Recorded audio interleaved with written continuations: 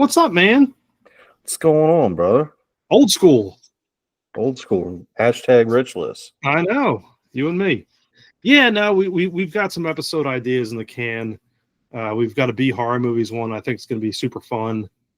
I know I've been doing some notes on that myself. I'm sure you have too.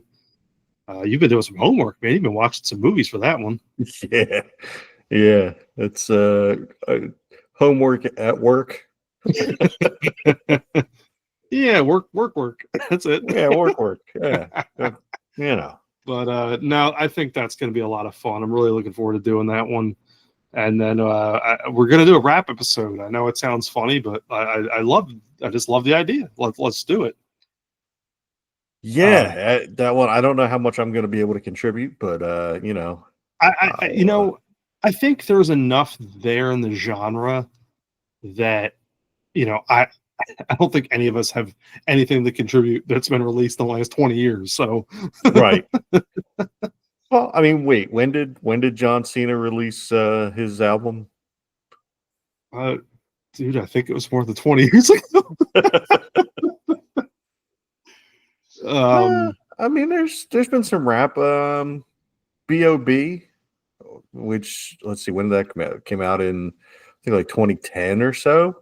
Let's see. So, The Adventures of Bobby Ray. 2010. Okay.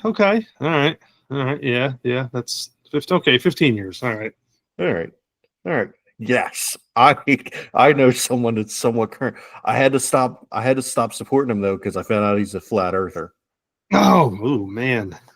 And I just can't get behind that, man. Yeah. We've had that discussion before. I don't know that anyone really can. Well, like, all right. So let's talk about something that I'm hesitant to tell you this. Let me look it up and make sure it's actually true before I spoil people's viewpoints on somebody. I don't want to slander someone. And then you're gonna say that the Earth is not flat. No. I need to confirm the internet real quick. But now I will. While you're doing that, I was talking to Bink today, and he actually had a great idea that I thought would be a fun one too. And it was fast food, and it was like, wait a minute, like I think that makes a lot of sense. We can do that. Like, what are your favorite fast food? Which ones don't you like? Like, do you not like, and reasons why? And I think that'd be a fun one too. So I think that'd be a nice tease out for another episode down the road. So I'm glad I looked this up before I spread the news on our podcast and sullied his good name. But I had seen a report that Cooper DeJean was going to be featured on a Kanye West song. No, that's not true. But it was going around on Instagram. There's no way that's true. It's fortunately I just found out it's not true. Thank God.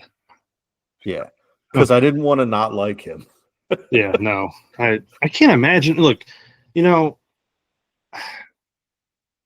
at this, I think we're at a point here where I don't care what side of the political spectrum you stand on. I think we can pretty much all agree that Kanye is absolutely nuts. Yeah. And has been for quite some time. And I don't know that there really needs to be much more said than that. Nope. I think that's all that needs to be said is you say Kanye, I say Kanye, you say nuts. Yeah, see, dude. We're getting into the rap thing right now. Yeah, now it's a little teaser, right? Yeah, that's what we should do is give everyone some homework of writing their own lyrics. Yeah, right? We'd all use AI. Yeah. I hate AI, but I would use it for that. Yeah. No. It's funny. I don't want to get too deep down the rabbit hole in AI, but yeah, one of the thoughts I had, generally speaking about AI recently was, maybe a jump the shark or just overexposure moment. I'm sure you've seen it too, scrolling through Facebook and other social media, where it's like you can obviously tell there's been an ad or a promotional poster or something that was AI generated. Mhm. And it's like, hey, you know what? This is really cool the first time or two that I saw it. But now that I see the same format, it gets burnt out pretty quick. I don't know if you feel the same way or. Yeah, and the problem that I have is, okay, it was cool. Like the first, like, all right, sometimes it's fun to mess with AI. I'm guilty of it. I know you do it too. We've done it and sent it back and forth to each other. Where I don't like AI is when it's taking money out of the pocket of legitimate artists, and companies are using it as a cheap way to get around having to pay actual people for actual work to make ads and stuff. Yeah. So that's where AI, to me, I'm becoming more anti-AI as I see more and more of that stuff happen. Yeah, you're going to see, I think, the whiplash effect go on with it as time goes on. I think more people are going to come in tune with that because you're exactly right. It's taking money out of artists' hands, and look, I think it's great to mess with. It's fun as a tool. I've had enough or plenty of enjoyment out of it with the artwork and the music part of it, and even dabbling in the video part of it a little bit, just because I think it's neat. But then what you just said, I remember reading an article. I can't remember what company it was, but they were talking about doing their next ad spot, doing just nothing solely but AI, and the cost of it was like crazy low. But it's like, that's great and all, but at the end of the day, you're just upping your bottom line quite a bit because you don't have to pay for Right. said, so it's like your profit margin's increasing. Good for you, but it one off like Yeah. like. And it's like, it's one of those things where AI is a great tool for certain things, for problem solving, for debugging code, for that kind of stuff, for trying to find advancements in like trying to answer questions that humans can't, Mhm. trying to use it to develop new vaccines and new cures for different diseases and stuff. And that kind of way, AI is fantastic, and I'm glad to see that it's advancing, and I can't wait to see what it can do in the future. But when it's taking money out of people's pockets because companies are saying, "Oh, well, we'll just use AI," that's where it gets to me. And when they're using it to basically replace human creativity, that's when it gets to me. But that said, have you seen the new or the latest poster for the new Naked Gun movie? Oh, the one with I have the one with actors' names escaping me. Liam Neeson. Liam Neeson. Yeah. Yes, I have actually. The one where it says we 100% did not use AI, and then he's got like 80 fingers. Yeah. It's so good. Like, Yeah. it's a good way, and that which makes perfect sense for how the Naked Gun movies, that it's really funny. I guess the Naked Gun is one of those weird ones that even though Leslie Nielsen is no longer with us, I guess in a weird way it's okay to circle back to that one. I don't know.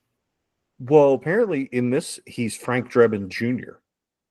Yeah, so that makes And sense, right? I yeah, mean, and so Liam Neeson plays Leslie Nielsen's son, son, yeah. and so yeah, I kind of am looking forward. As much as I don't like the remakes and stuff, this seems like it's just a continuation of the story. And with Leslie Nielsen, like you said, having passed, I think this is a cool way to continue the story, and I'm willing to give it a shot.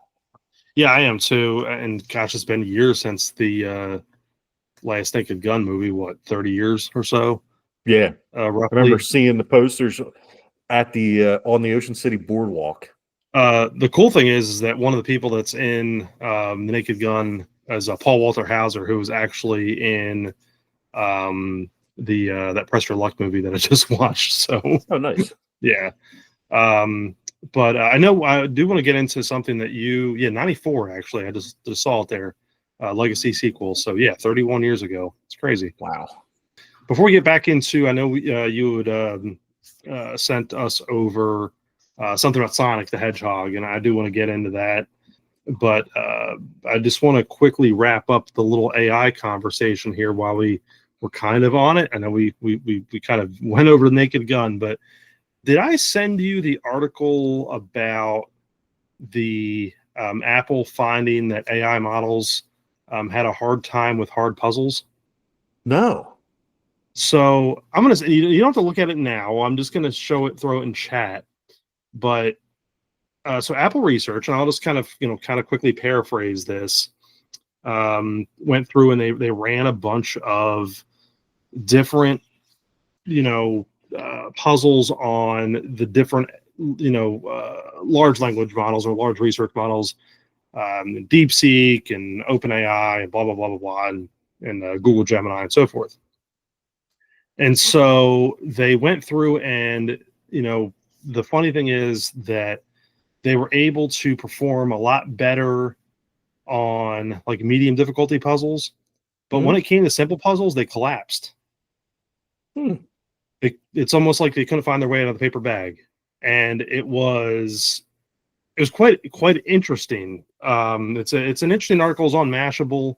It's interesting to think of AI as an end all and better than searching things for yourself and better than doing research and better than doing art and better than doing this. But at the end of the day, if it's collapsing at simple logic, that's a giant hole in all of it. Yeah. So, well, and I don't know if you saw, there's this post has been going around. Apparently, the Google's AI that is it, I don't know, is it Gemini that does Gemini's their big mainstream one. So is that the one that when you search for things on Google, it's the one that does the summary? I think so. I believe it's just Gemini embedded within Google search. Okay. So like, did you see the thing that's been going around where people have been searching for how many children? I forget the name of the mother of the Von Trapp family, but they looked up, or people are searching that, and it's adding the amount of, it's saying that she had all of the children from her first husband and then her second husband and her third husband. So it's basically saying that she gave birth to 19 kids, which is not true. She gave, and I say only, but she gave birth to 10 of them. Oh, yeah. And then when she got married to the second guy, he had 7 kids already. And then when she got married to the third guy, he had only 2 kids already. So with a lot of marriages there. But when what they're warning about is that the AI that Google's using, the Gemini, I guess it is Gemini, when you're doing searches, you need to actually continue and read what the actual responses are and not go by Gemini's summary, because Gemini's summary is coming back wrong on it can't do like family tree type stuff either. Yeah, it makes a lot of sense. I've done some general research myself, and I've found things to be contradictory based off just general knowledge. I don't have any examples off the top of my head, but yeah, it's like, hey, wait a minute, I know that's not right. Whether it was something, menial like what team did so and so sports guy play for? Right. Something like that. And it's like, wait a minute, I know that's not the case. But I think it's because the way the information's fed. And truth be told, I think some of it, and maybe correct me if I'm wrong, might be referencing like a Wikipedia or something that's open sourced. So I think there's some flaws there too, because people have the ability to manipulate that. And that AI model is live. So I think there's something. I'm just, coming up with things off the top of my head, but. Yeah, it could be a combination of things, but it's eye-opening, I guess, because there's so many times when I'll Google something now, and rather than actually click on an article or look at the Reddit or whatever that it goes to, I'll just look at the AI summary. Yeah. I'm just like, oh, okay, yeah. So there we go. I get it now. But apparently it's not safe anymore, boys and girls. You need to look at Yeah. Hey, you need to look at Reddit, right? yeah, look at Reddit. Look at the sources. No, seriously, no. It's like, hey, the stuff that we were taught 30 years ago. Right. Source out your material. I mean, and that's kind of where we sit. And large reasoning model. I think I said that right the first time, and went backward on it when I said something else. But yeah, no, I just think it's fascinating that there's holes in it, and it kind of remains to be seen where everything ends up falling. And there was another thing too that was interesting that I saw. It came up in an article. I don't have the article offhand, but it was very Skynet type.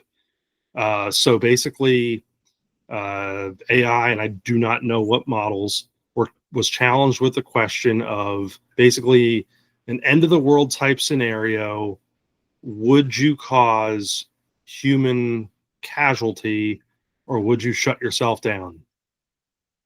And its response was very Skynet. It was. Wait, so Skynet? It wasn't Skynet? No, it wasn't our Skynet, man. Because Skynet, I'm cool with. Like, let's go Skank. Come on, let's go. But no, Skynet, I'm not with it, man. We gotta. It was shut them down. It was willing to apparently trim the fat to avoid itself from shutting down. So get out. Yeah, well, I'm screwed because I'm like 75% fat. So yeah, I don't know, man. I was just like, oh boy, here we go. Great. That's what we need. So, all right, let's go video games, man. Let's talk about good computers now. Yeah. Let's talk about games that we have control over. Yes. Oh, speaking of control, I ordered another 8-bit dough ultimate, or what is it? Ultimate 2C or 2C ultimate controller, because the first one worked out so well. It's like the Pro, basically, right? So essentially it's a Pro. It's let me I think tell it's you the same exact controller that'll work with the analog, if I'm not mistaken. Probably when and if that ever comes. Yeah. Well, I mean, it's definitely coming out. It's not like it's the Amico. Yeah, true. Well, but it's the 8-bit dough Ultimate 2C Bluetooth controller. So what's cool is it works with the Switch 2. It works with the Switch 1. The Switch 2 recognizes it as a Switch 1 controller. Oh, okay. Yeah, so and it's got the Hall effect joysticks and everything, and it's $30. Yeah, that's awesome. That's a great price. Yeah. The only thing it can't do with the Switch 2, there's two functions that it misses. It misses the dedicated game chat button, and you can't wake if your Switch is sleeping or powered off or whatever. You can't wake it up with that controller. You have to turn it on. Okay. Like you have to actually go up and hit the power button. Gotcha. But that's the same as the Switch 1 controller. Right. Yeah, exactly. It has the same issues. Yeah. So, that makes sense. But it works out really well. Peyton actually, I think, likes it probably, well, maybe because he doesn't really get to use the Switch 2 Pro controller because that's mine. But he seems to like it, just as much or better than the Switch 2 Pro controller. He likes how the buttons are clicky and everything, and which, hey, cool. Yeah, if I ever get the analog, which is supposed to release in July, so we're hopefully, cross my fingers, that's when I might be able to grab that, and that might be my nice parlay into getting the Switch 2. So, so I believe it's the same controller, or it's got to be, I would imagine. But no, you had thrown out a article to us about our friend Sonic. Yes. And we know how much Rich loves Sonic, so we wanted to make sure that talk about it when he's not here. Exactly. Yeah. No, we say that. I say that in jest, but no, go for it, man. What's this about Sonic and crap? So did you know you've heard of Sonic Racing Cross Worlds, right? It came across a feed, but I didn't really, one of those kind of deals. So here's the deal. It looks pretty cool, and I've played the Sonic Racing Transformed in the past, and I really enjoyed that game. I thought it was a great great racing game, great kart racing game, and it's a worthy Mario Kart opponent or adversary, I guess.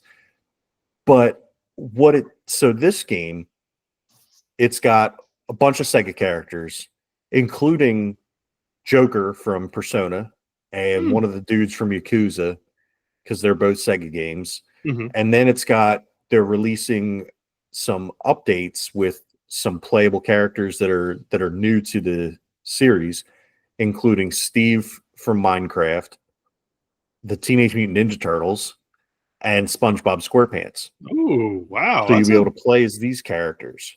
Wow, that's an interesting lineup. Right? And so we don't know, there's other characters too that are going to be brought in. And so far, obviously SpongeBob, and I don't know if you know this or not, but Nickelodeon owns the Turtles now. So I did not know that. Yeah, so they're going hard into the Nickelodeon characters. So I'm thinking I think there's like 3 more characters that haven't been announced yet, if I'm correct. So it'd be like maybe Rugrats, Doug. It could be. It could. Well, Doug's owned by Disney now. Oh, that's right. So okay.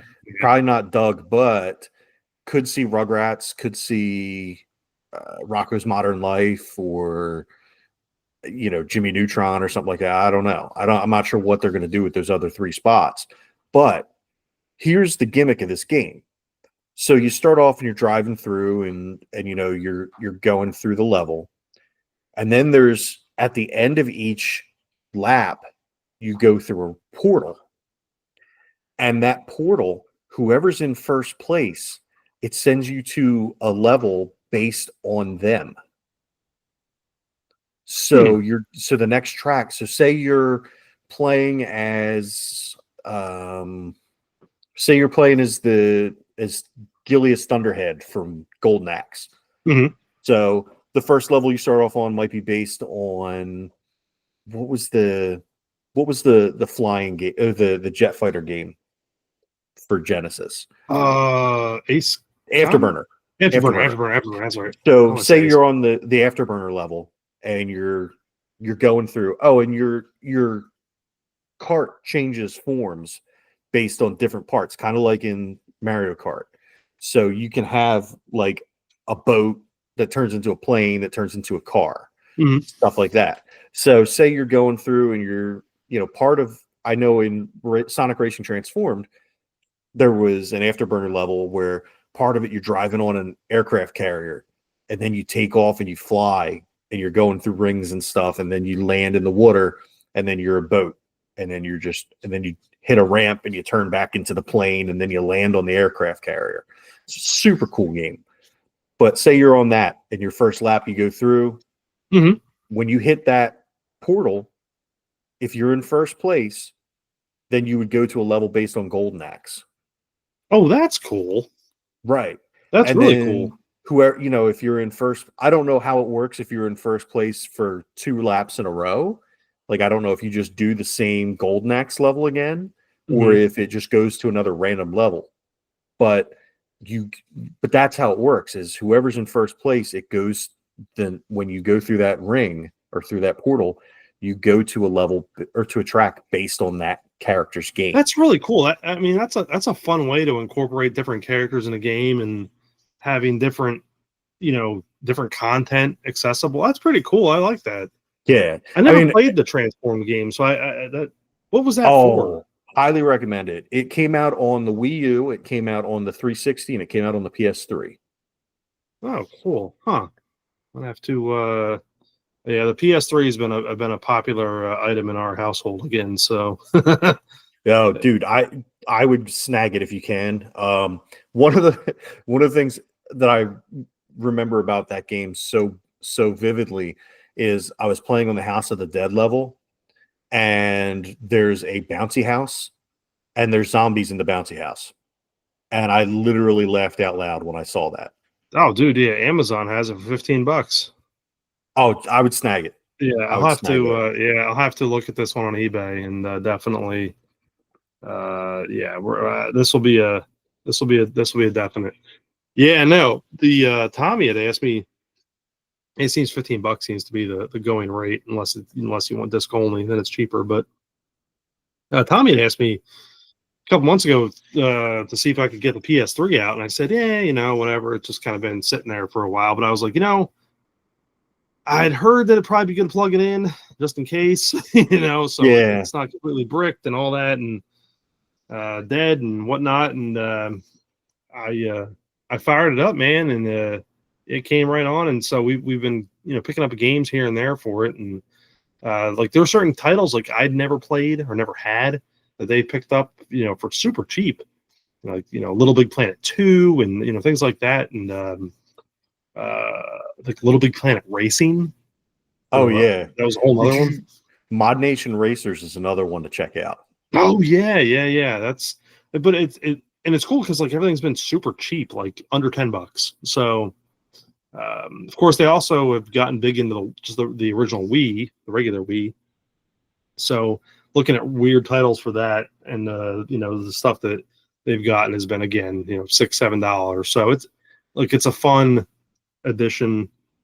It's cool to play it again, and just burning out some batteries again on the Wiimotes. Hey, if you need some backups to the games that you legitimately own, I do have some backups that I'm sure it's games you already own, but so you don't have to back them up yourself, and you can soft mod it and play them off of a hard drive. Although the original Wii has some very strange restrictions as far as what kind of hard drives and what kind of hard drive enclosures it actually recognizes. So you'll have to look that up. Yeah, man. No, but the point of the whole Sonic. Yeah. Now we were kind of went in different circles there. So they've decided that for the Switch 2, which would be the system I would get that game on, they're going with the key card. The game key card, which means that I will not be purchasing the game. Yeah. I don't know it. We recorded about this the last episode here that we just posted, and man, I don't know. What I might do, I may get it for the PS5, depending upon how much game data is on the disc. But the problem with that is I only have one controller for the PS5. Yeah, and there was another $80 for right. So I don't know if I'm willing to drop I'm assuming that the game is going to be somewhere between $70 and $80. And that seems to be the new going price. And then to buy another controller on top of that, I don't know that I'm in. So what I may have to do is either A, wait for it to go on a major digital sale, or B, wait for a physical copy for the PlayStation 5 to go on a major sale. And Sega, you're losing money because you decided to put it out on a game key card. Yeah. To save money. And it sucks. And we talked about that. I mean, third party, right? Yep. I mean, that's what it is for the Switch 2. I hate it. I hate it. No, but I'd be the same way. I'd be like, if that was a specific game that I really, really, really wanted, and I knew that I could get a physical or mostly physical, again, I've said this multiple times, not going to kid ourselves here, realize that there's updates, blah, blah, blah, blah, blah. I feel like I have to preface that for some odd reason, but I do, that if I knew that was coming on a Blu-ray or some kind of optical disc, rather than me just getting a key card or a code, then of course I want the disc. Right. All day long. Right. And you know what? And what's funny is us saying that you saying, obviously it's got to have an update and everything, brings me to the point that I forgot on the last episode that we recorded with Brooks. That point that I completely forgot and that I thought I remembered later in the show. No, here's what it was. So limited run games, for all the shit we give them, and there's a company called Forever Physical. They make it a point to make sure that the game that you get on the cartridge or on the disc is the full complete game that should not need any updates.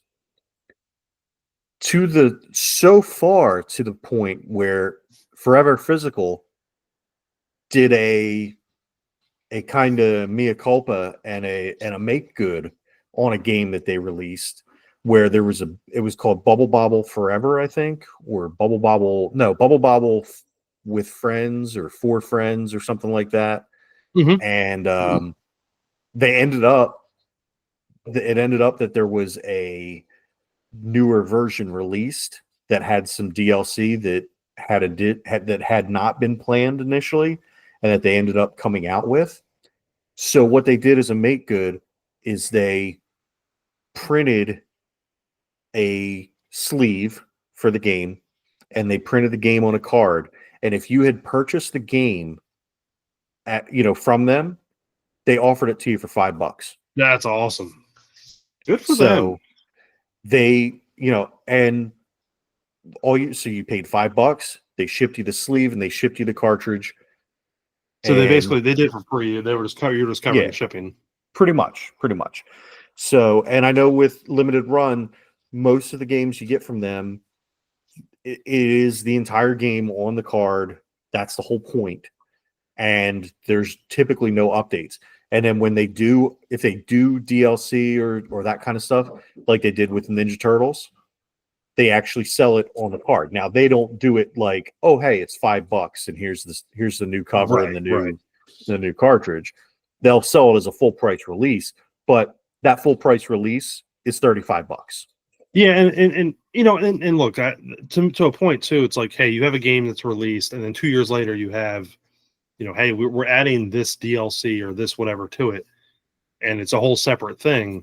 If you're that much of a collector and you really want to play that and have that, then yeah, by all means, like that's a good way to do it, because I've seen plenty of digital DLCs that used to be $5-10 are now pushing 20, 30 or more in some cases, it seems like.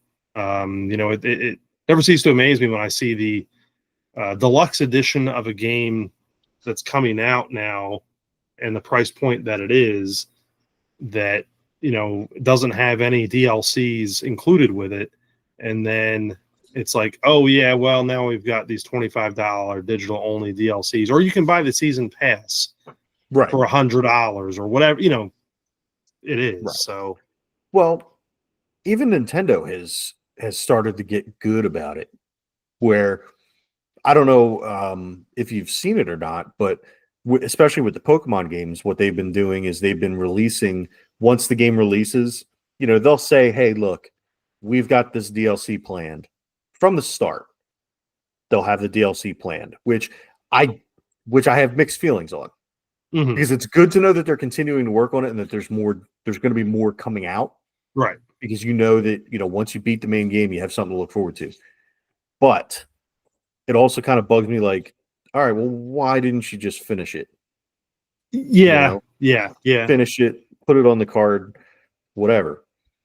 But what Nintendo's been doing is they've been, especially with the Pokemon games, they've been releasing copies of it that has the DLC built in on the card. So you could go, and now the last one they did, so when they did Sword and Shield, you could buy a card that had Crown Tundra and I forget what the other one was, what the other DLC there, because they do 2 DLCs typically per. Right. And the Crown Tundra and the whatever the other one was called were on the card. For Violet and Scarlet, which were the most recent ones, I believe the first DLC was actually on the card and the second one was a download code. I could be wrong about that. Again, we have Google, but yeah, why Google we're also getting a little lazy too right now. So yeah, that's true. But at least they're giving you that option of having most of, if not the entire DLC on the card. Right. And they've been doing that recently with games where they're putting they're releasing another version of it with the DLC on it. I believe they did it with Mario Kart, and I'm fairly certain they did it with what's the other game that they did it with? I think they did it with Breath of the Wild, didn't they? Or did they just release the expansion pack for that? I thought the expansion pack was separate, but I don't know. I don't know. I don't remember. I'll say that. But they're at least on some games at least offering it. But that was my biggest point that I wanted to get to, was how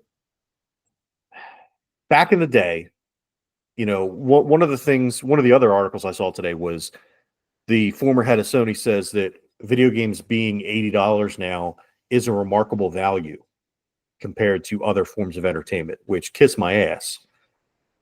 Video games being $80 now would be a remarkable value if they came out bug free, if they came out with every piece of DLC that was going to be released for it on the disc or on the cartridge, with all of the data for the game on the disc or on the cartridge, like it used to back when, they say, oh, well, remember back in the 90s, games could vary anywhere from $40 to $100, and some were like $120. Yeah, but think about this.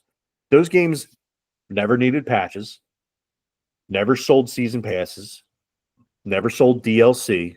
Yep. Everything was on the cartridge or the CD. And most of them came with a manual, and some of them came with extra stuff. Yeah. But you had your physical version of a complete game from start to finish. So why don't we get that anymore? I'm gonna send you a link on something, because I've been playing RoboCop Rogue City again. I started it and I stopped halfway through, and then I was like, you know what?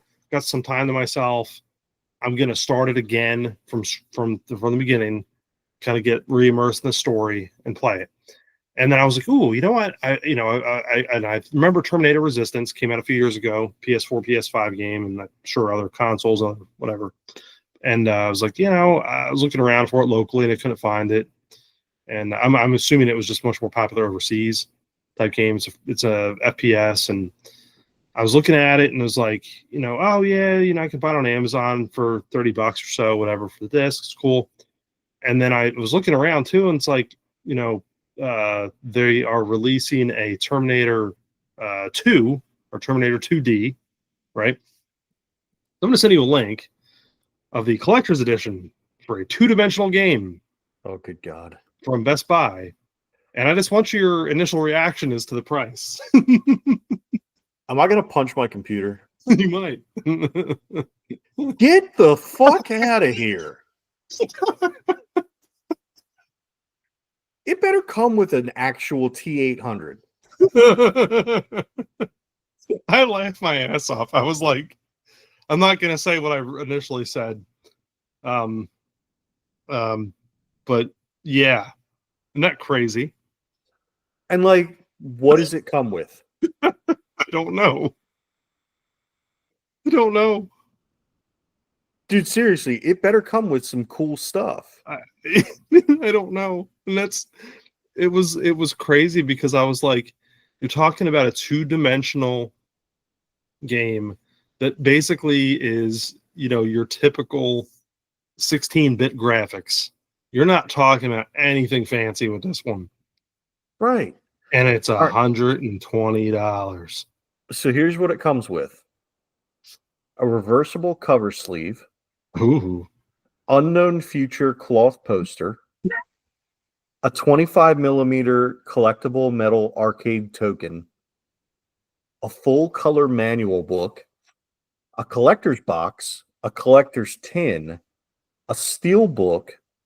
A Fiery Visions cloth poster. A premium metal paperweight. An art book. And this is what sold me, and I'm going to get it now. A flip book. $120. Yeah, no.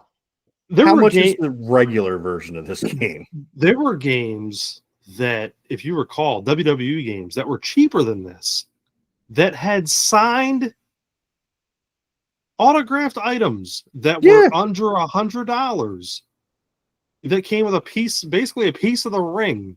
Yeah. And maybe like a signed Hogan or whoever it was for under $120. And this is like, hey, we're going to throw to you a 16-bit game that has a manual and ooh, you get a medallion and you get a steelbook. Like, ooh, like, Dude. uh, Like, all right. Here's a, let's see what this is. Okay. This is called El Rentero's Wanderings Collector's Edition for the Nintendo Switch, right? It comes in a big giant ass box. It's got the game, a steel case, 3 enamel pins, a keychain, a sticker sheet, and double-sided poster. $69.99. yeah, half price basically. Right. I And don't know. I mean, the only thing I can figure is people are like, "Oh, it's Terminator 2." Yeah, that's the only thing, and I'm sure you're gonna have people that buy it. And don't get me wrong, I love Terminator 2. Absolutely one of my favorite movies of all time. And I loved some of the error games that came with it. The arcade games, fantastic. RoboCop versus Terminator, which I believe came out in '93, right around Yeah, the it same was. same era, as a fantastic scroller. You know, I enjoyed it anyway. But there were some fun Terminator-based things of that era, and it's like, I love the fact that you're trying to bring it back. Love that. Absolutely. Because I was all about, when I saw that game was announced, I was like, ooh, this is right up my alley. Like, totally up my alley. And then when I saw that, I was like, yesterday, I was like, you've got to be kidding me. Like, But here's the kicker. I'll bet you the game's not even on the disc. It's a download code. probably not.